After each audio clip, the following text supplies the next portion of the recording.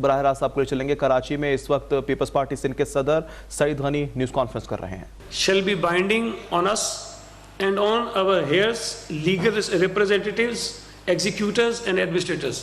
इसका मतलब है जिन लोगों ने दस्तखत किए हैं वो ये कह रहे हैं कि हमारे ऊपर ये बाइंडिंग है कि हम ये सारे इसकी जिम्मेदारी लेते हैं और अदायगी करेंगे। ये उसमें डॉक्टर फहमीदा मिर्ज़ा साहिबा का नाम इसके अंदर मौजूद है।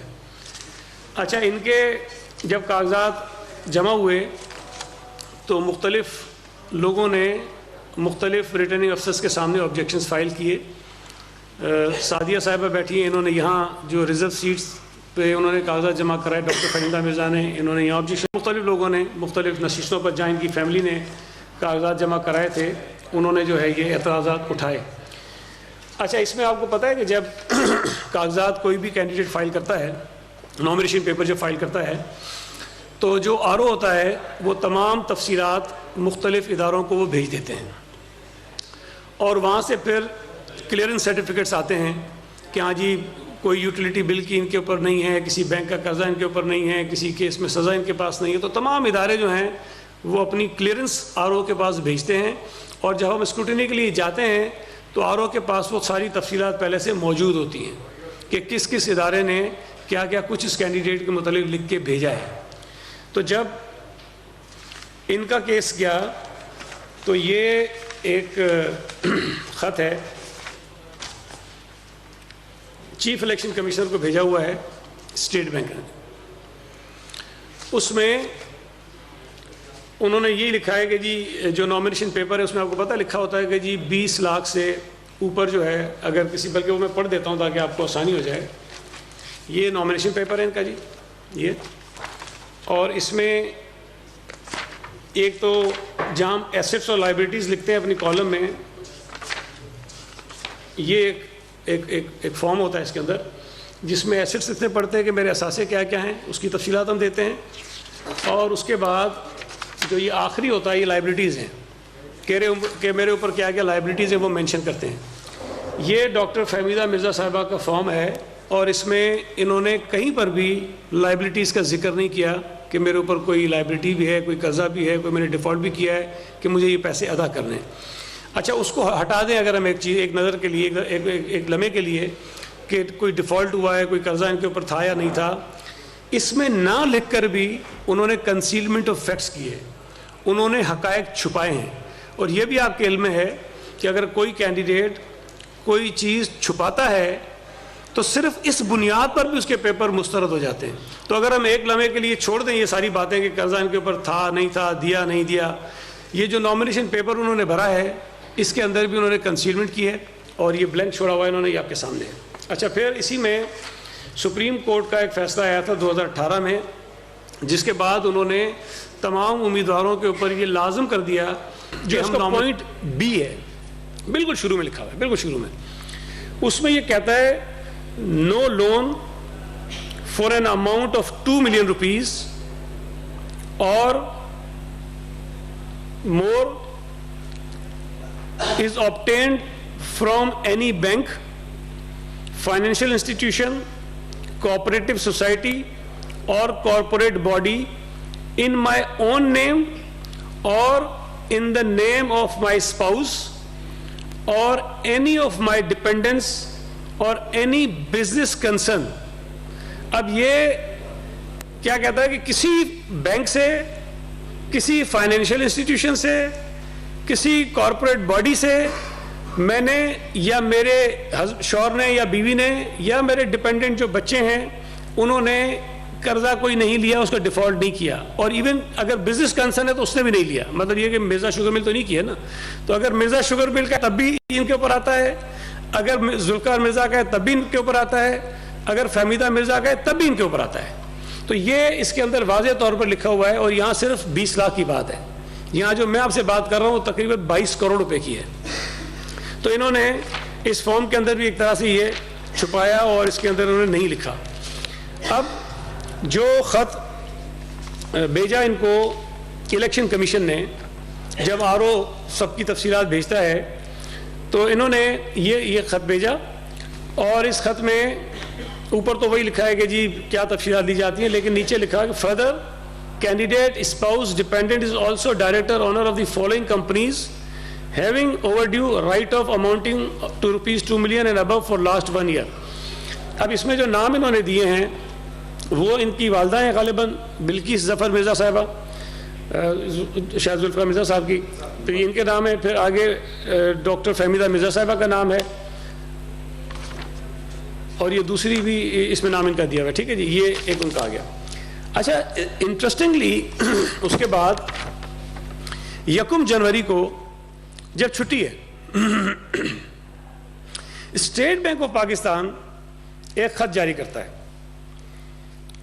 हालांकि कर्जा स्टेट बैंक का नहीं है, कर्जा तो किसी और बैंक का है, और एफिडेविट जो जमा कराया उसके अंदर मैंने आपको पढ़ के बताया है कि वो कहते हैं 20 लाख की बात करते हैं और यहाँ 22 करोड़ की बात है।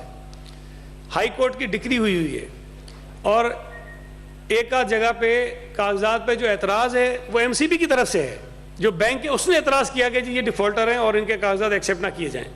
लेकिन स्टेट बैंक जिसका बराह रास्त इससे कोई ताल्लुक नहीं है, लेकिन वो फौरी तौर पर मिर्ज़ा फैमिली के रेस्क्यू के लिए आता है और इनको बचाने की कोशिश करता है और वो प्रोविंशियल इलेक्शन कमिश्नर को एक ख़त लिखता है, छुट्टी के दिन ख़त लिखता है और उसमें वो कहता है please refer to your notice dated 30/12/2023 copy attached address to Mrs Fahmida Mirza.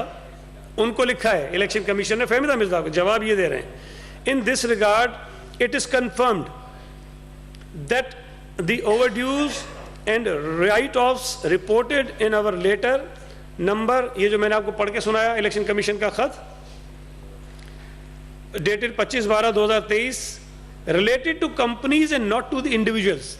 अब स्टेट बैंक सफाई क्या दे रहा है कि जी वो जो हमने बताया है कि लाइबिलिटीज हैं या कर्जा है या ओवरड्यू है या राइट ऑफ है वो कंपनी के ऊपर है, इनके ऊपर नहीं है। स्टेट बैंक कह रहा है।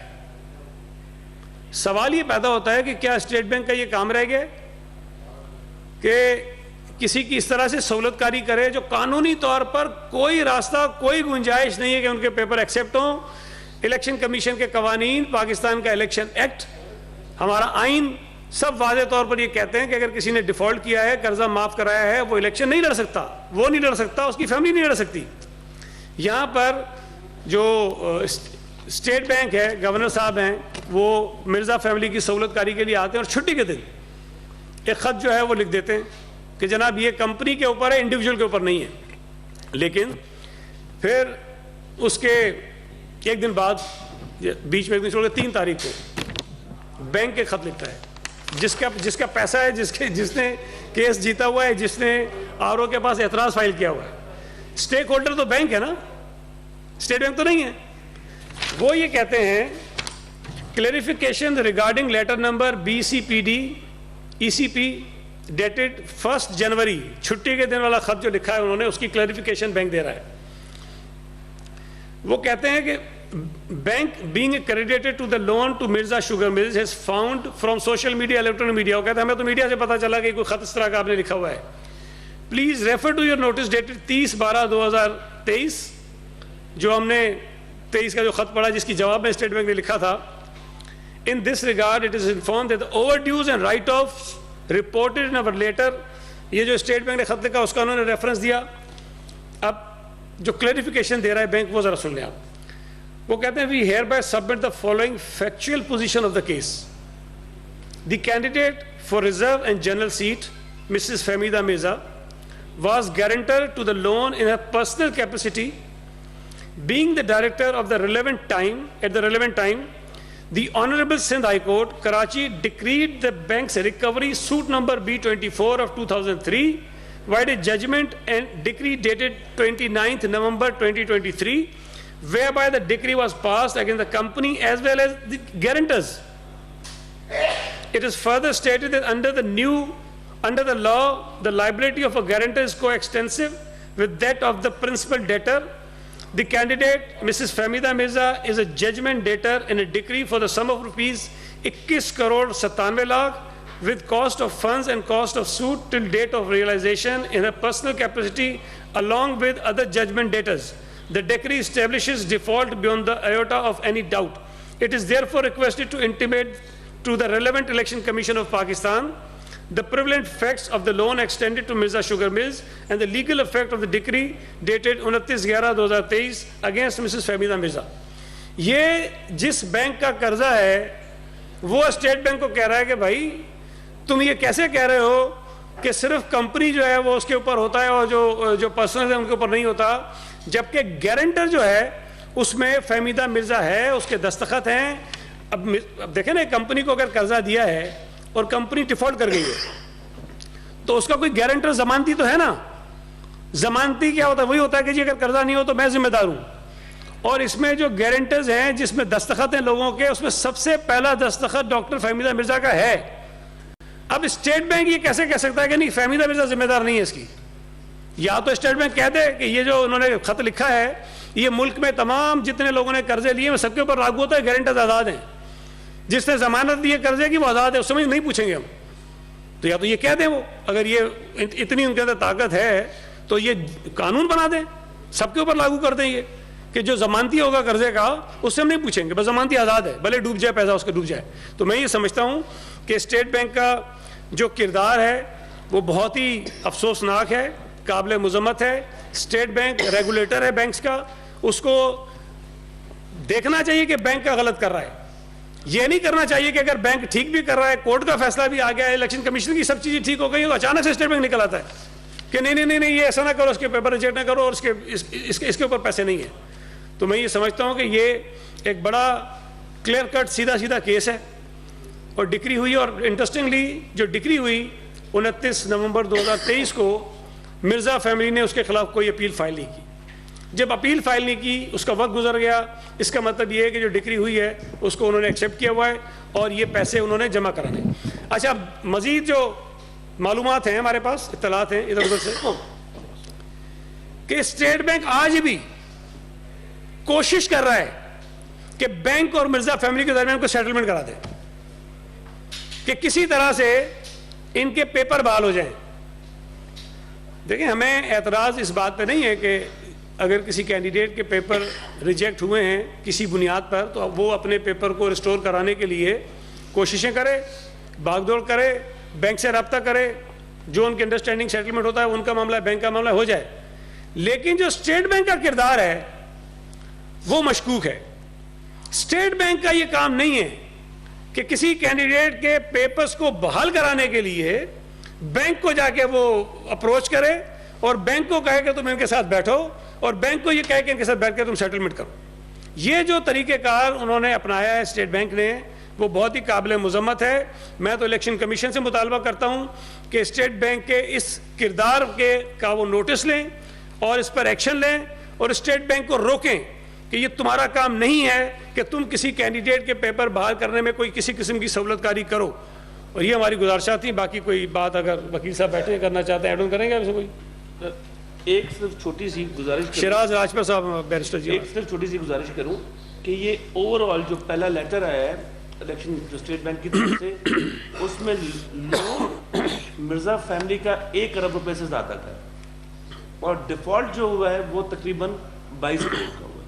अच्छा, ये बताएं कि ये जो स्टेट बैंक की सहूलतकारी है जिसका आपने जिक्र किया, तो इससे तो ये लगता है कि स्टेट बैंक जो पीपल्स पार्टी की मुखालफी है उन्हें इस तरह के लेटर मजीद भी जारी कर सकता है।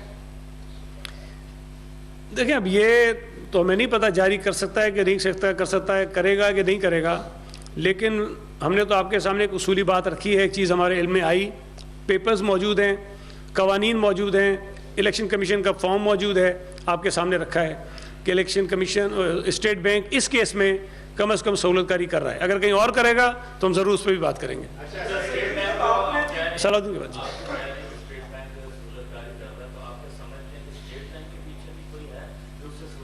यार वो तो स्टेट बैंक बताएगा, मुझे क्या पता, मैं कोई पीर पीरनी तो हूँ नहीं। मैं तो आपको वो बताऊंगा जो हमें नज़र आ रहा है। नज़र ही आ रहा है कि स्टेट बैंक ये काम कर रहा है, और अगर कर रहा है तो इलेक्शन कमीशन को उससे पूछना चाहिए क्यों कर रहा है, फिर इलेक्शन कमीशन को बता दे स्टेट बैंक जी किसके कहने पे वो कर रहा है। लेकिन फिलहाल जी अब दबाव होगा या मिर्जा साहब से मोहब्बत होगी, मुझे नहीं पता। ये तो हो गया, कागज बहाल हो गए और एक प्रोसेस हो गया जो आपने बताया। फर्दर पाकिस्तान पीपल्स पार्टी या सादिया जावेद बहाल नहीं हुए, बहाल नहीं हुए अभी। अभी कागजात नहीं देखें, मैं अर्ज करूँ आपसे, नहीं हर जगह जाएंगे। देखें, एक तो कुछ केस होते हैं ना जो बड़े कमज़ोर केसेस होते हैं, उसमें इम्कान होता है कि जी ठीक है ये केस आइदर वे जा सकता है। यार ये तो क्लियर कट केस है, हाई कोर्ट की डिक्री है 22 करोड़ रुपए की तकरीबन हुई, उसके खिलाफ अपील नहीं है।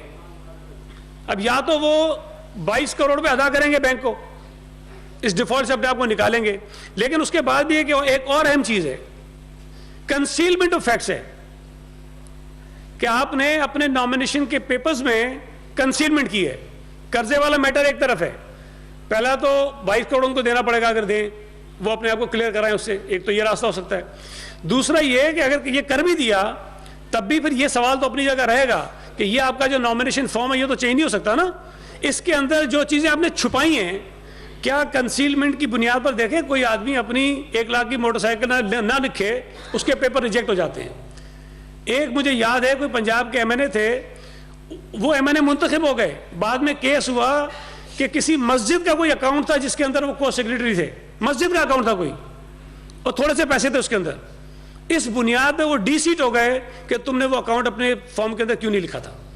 तो अगर छोटी छोटी रकूम पर कोई चीज़ छुपाने से लोगों के पेपर रिजेक्ट हो जाते हैं, उनकी सीटें चली जाती हैं, तो ये मिर्जा फैमिली आसमान से तो नहीं उतरी ना, कंसीलमेंट तो अपनी जगह मौजूद है। तो दो चीजें इनकी, एक कर्जा इन्होंने माफ कराया, डिफॉल्ट हुए, डिक्री हो गई, बड़ा क्लियर केस है, कोई इस मुल्क का कानून उनको इजाजत नहीं दे सकता कि इलेक्शन लड़े। अगर ये चले 22 करोड़ अदा भी कर देते हैं, फिर उसके बाद सवाल ये पैदा होता है कि कंसीलमेंट की हुई है, क्या इलेक्शन कमीशन उनको फॉर्म वापस करेगा कि ये लोग फॉर्म अपना दोबारा इसको भरो, वापस जमा कराओ। तो ये सहूलत कोई दे सकता है तो दे दे, लेकिन इनके फॉर्म बहाल होने की कोई गुंजाइश इस मुल्क के कानून में तो नहीं है। बात ये एक सेकंड वो बेचारे पहले कर, एक सेकंड जी, आप जिस तरह आपने जो तारीखें बताई मिर्जा फैमिली के नॉर्म से मुताबिक 8/2013 में मिर्जा फैमिली पीपल्स पार्टी उनको टिकट देती रही और उनको फहमीदा मिर्जा को पाकिस्तान के खातून स्पीकर के तौर पे क्रेडिट भी लेती रही। तो उस वक्त एक डिफॉल्टर को, बैंक डिफॉल्टर जिसने कौमी खजाने से कर्जा लेकर वापस नहीं किया, उसको पीपल्स पार्टी क्या मैंने आपको एक डेट बताई, 2018 में भी इनके पेपर चैलेंज हुए थे, लेकिन उस वक्त चूंकि ये जो डिक्री जो सूट था हाई कोर्ट में वो पेंडिंग था, उस पर फैसला आया है 29 नवंबर 2023, यानी अभी से हम जनवरी में बैठे ना, भी 4 जनवरी को, तो दिसंबर का महीना निकाल दें तो नवंबर में 1 महीना 5 या 6 दिन पहले उनके खिलाफ डिक्री हुई है और कोर्ट का ऑर्डर आ गया। पहले तो चूंकि वो केस पेंडिंग था इसलिए उनके पेपर रिस्टोर हो गए, होने नहीं चाहिए थे लेकिन हो गए। लेकिन अब जो पुरानी बातें हम कर रहे हैं उसमें तो वही केस चल रहा था ना, उसका तो कोई वो चीज़ नहीं है। लेकिन अभी तो आज जब मैं आपसे बात कर रहा हूँ, आज तो 100% ये केस जो फिट है कि ये इनके पेपर रिजेक्ट होने चाहिए, किसी सूरत बहाली होने चाहिए।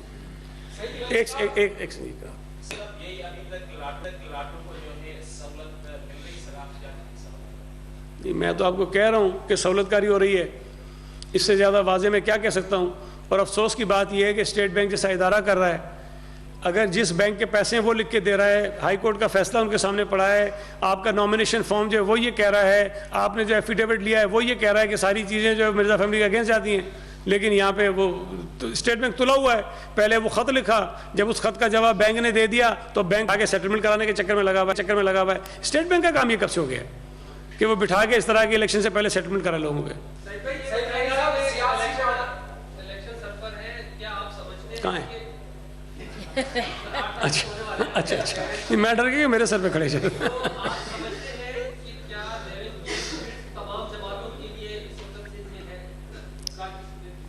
देखें, उसूली तौर पर, आइनी तौर पर, कानूनी तौर पर, अखलाकी तौर पर इंतखाबात में हर जमात को लेवल प्लेइंग फील्ड मिलनी चाहिए, चाहे वो मेरी जमात हो चाहे वो मेरी मुखालिफ जमात हो। अगर किसी भी जमात को यकसा मौक़े इलेक्शन में नहीं मिलते हैं तो वो जो इलेक्शंस होंगे वो मुतनाज़ हो जाते हैं। अगर कोई जमात किसी किस्म के एतराज़ात उठा रही है बशमूल पीपल्स पार्टी के, उन तमाम एतराज़ात को इलेक्शन कमीशन को सीरियसली देखना चाहिए और अगर उन एतराज़ात में कोई वज़न है तो वो दूर करने चाहिए। हमारी ये ख्वाहिश है कि जो इंतखाबात 8 फरवरी को हों उन इंतखाबात के होने के बाद उसके ऊपर कोई उंगली नहीं उठनी चाहिए। लेकिन अगर ये तनाज़ात रहेंगे, इलेक्शंस जो हैं वो मुतनाज़ रहेंगे। आतिश से बात हुई तो उनका मौक़िफ़ ये है कि पीपल्स पार्टी में तब तक हम लोग थे, उस वक्त तक हम इतने बुरे नहीं थे जितने अब बुरे बन गए होंगे। अब वो हमसे बदीन के अंदर मुकाबला नहीं कर पा रहे, इसलिए वो एतराज़ात दायर करके हमें वहाँ से इलेक्शन आवाम की अदालत में जाने से रोकना चाहते हैं। आप क्या कहेंगे? देखिए, पहली बात तो ये है कि 2018 में भी पीपल्स पार्टी ने उनका मुकाबला किया था और अल्हम्दुलिल्लाह तमाम सीटों पे हारे थे। फहमीदा मिर्ज़ा कैसे जीती है वो मुझे आपको बताने की ज़रूरत नहीं है। हमारे उम्मीदवार के हज़ारों वोट मुस्तरद करके 800 वोटों से उनको जिता के असम्बली में पहुंचा दिया था, जीती वो भी नहीं थी। लेकिन जो चीज़ें मैंने आपको बताई हैं, क्या ये डॉक्यूमेंट्स वज़न नहीं रखते? क्या पाकिस्तान का आइन कानून ये नहीं कहता कि इस किस्म का आदमी इलेक्शन नहीं लड़ सकता? अगर तो एतराज़ात बिला जवाज़ होते तो पीपल्स पार्टी के मुखालिफिन तो पूरे मुल्क में हैं, सूबा सिंध में बहुत सारे हैं, किसी और के ख़िलाफ़ इस किस्म के एतराज़ात क्यों नहीं हुए? और हर जगह पीपल्स पार्टी ने एक जगह पे तो बैंक ने खुद एतराज़ किया है आरओ के पास बैंक की शिकायत है, उन्होंने एतराज़ किया कि भाई हमारे पैसे हैं, ये डिग्री हुई है, इनके पेपर मुस्तरद करो आप। तो फिर उनसे जाके बात करें, जो बैंक इनको कर्जा दे सकता है 33-35 करोड़ का, तो ज़ाहिर है वो तो उनको फेवर ही की थी ना, बैंक ने फ़ायदा ही दिया था, उसी की बिना पर उनका बिजनेस चला था। आज ये पीपल्स पार्टी के खाते में क्यों डालते हैं? इनको कहें कि पहले अपने जो कर्जे वर्जे अदा कर लें, जो रिक्वायरमेंट होती है इलेक्शन लड़ने के लिए वो पूरी कर लें। वो अगर पूरी कर लें, फिर हम अगर एतराज़ उठा तो फिर शायद इनकी बात में वजन होगा।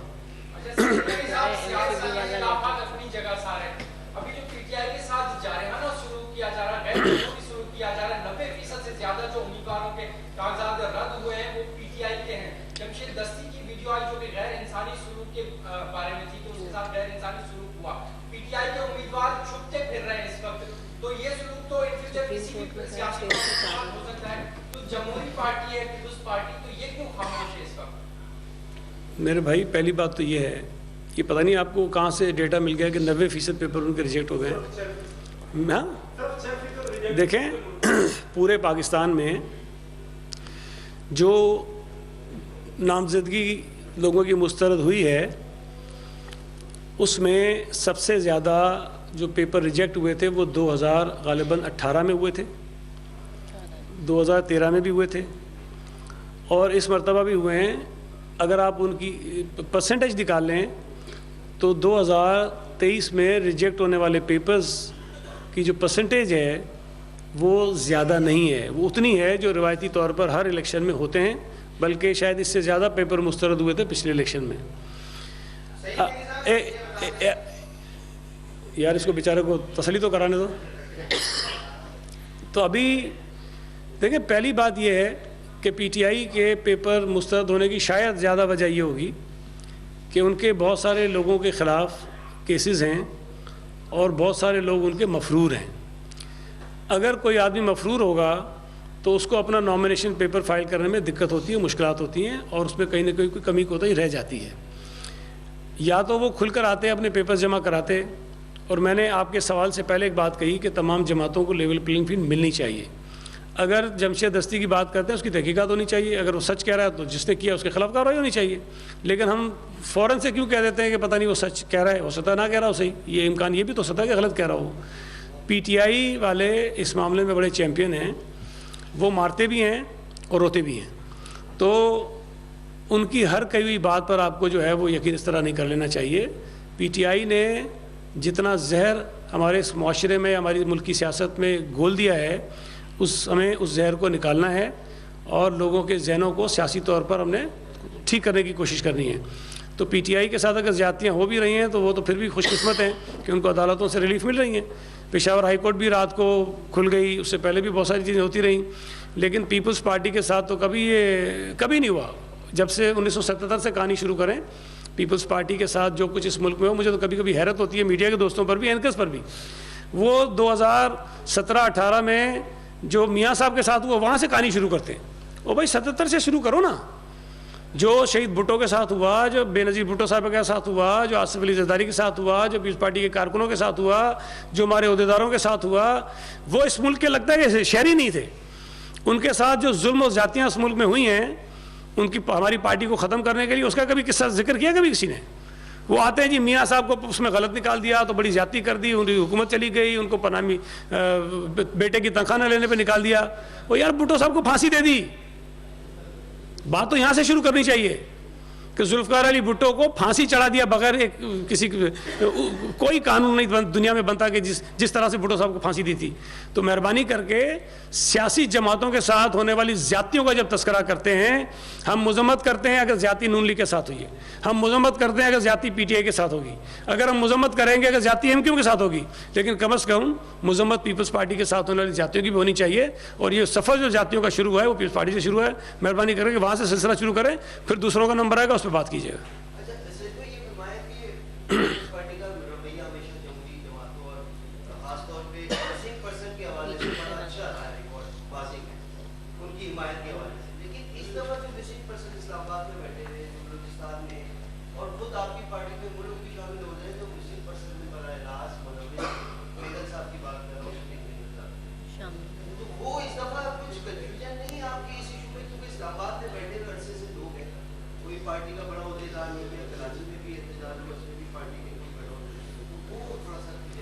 देखिए, पहली बात तो ये वजाहत कर दूं, मेरा ख्याल है कि ये वजाहत पार्टी की जानिब से ऑफिशियली भी आ गई थी कि मेंगल साहब ने पार्टी में शमूलियत नहीं की थी, उनकी मुलाकात हुई थी। तो ये बड़ी बात चली थी लेकिन उसकी वजाहत आ गई थी। तो ये आपने सवाल किया इसलिए मैं कह रहा हूँ। देखिए, पाकिस्तान पीपल्स पार्टी का इस पर बड़ा वाज़ेह और उसूली मौक़िफ़ रहा है और मेरा ख्याल है कि चेयरमैन बिलावल भुट्टो ज़रदारी साहब इस पर जितना वजाहत से बात करते हैं शायद ही कोई और करता हो।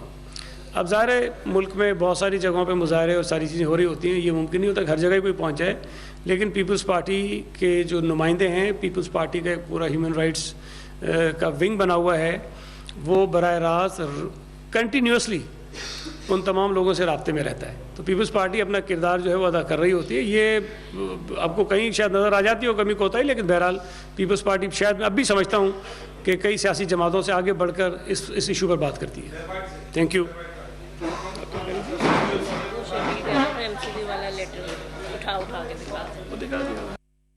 में आपको बताएं कि रहनुमा पीपल्स पार्टी सईद कॉन्फ्रेंस कर रहे हैं, जबकि दूसरी जानिब लाहौर में शाज़िम मरी भी न्यूज़ कॉन्फ्रेंस कर रहे हैं।